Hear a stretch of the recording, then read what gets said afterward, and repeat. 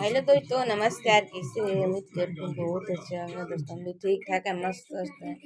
अब दोस्तों आप लोग सोच रहे हैं 2 दिन तो मैं वीडियो में क्यों नहीं आ रहे, आज तीसरा का दिन पा रहे हैं।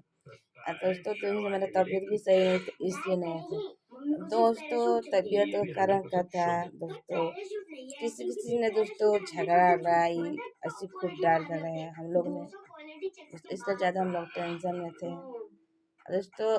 झगड़ा लड़ाई मतलब अपना जगह पर है, अक्सर अपना जगह पर है दोस्तों। ऐसा मतलब किसी ने झगड़ा लगाना के लिए गलत बात है, हम नहीं जानते हैं दोस्तों। मतलब हमको सबको कहता है दोस्तों, इतनी भोली हूँ किसी को बात में आ जाती हूँ। तो इसलिए दोस्तों किसी का घर बना बनाया उजड़ा मत उजाड़ो, उजाड़ने की बिल्कुल कोशिश मत करो।